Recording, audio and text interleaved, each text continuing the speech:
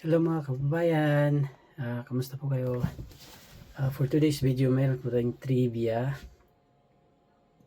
about sa voltahe, mga appliances po dito sa Canada. Ang voltahe po dito sa Canada ay nasa 120 volts or 110 volts, samantalang sa Pilipinas po ay nasa 220 volts. So sa mga nagpapadala po ng mga appliances galing dito Canada papuntang Pilipinas, ginagawa ko rin po yun. Tandaan po natin na kailangan po natin ng transformer, step down transformer po, from 220 volt to 110 volts. Sa mga tindahan, mga hardwares, meron po sila niyan. Kung hindi ako nagkakamali, yung mga nasa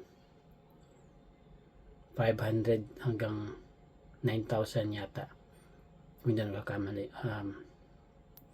Gaya po nito, papakita ko po sa inyo. Meron po akong isa dito. Itong barko po na ito ay 220 volt po siya. So ayan, step down po siya to 110 volts para po magamit yung mga appliances po dito. So bali, originally ang supply po ng voltahe ng barko ay nasa 220 volt. So pagka dinerecho po ninyo yung mga appliances po ninyo dyan, sigurado po na masusunog. O meron naman pong ibang appliances na okay lang, kagaya po ng water heater. May nakita po ako dun na okay naman po siya, kaya lang parang violent po yung kanyang reaction, although hindi naman po nasunog. Yung ganito na po, kung ito po ninyo, ang input po niya 227 volt, so dapat ang output po niya is 110 volts. Yan.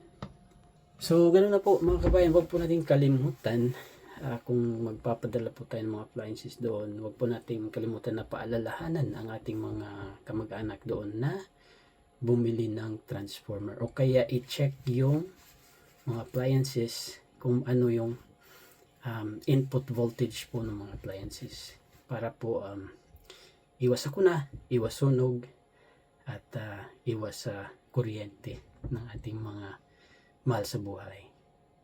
Wala po. Have a blessed day po. Bye bye.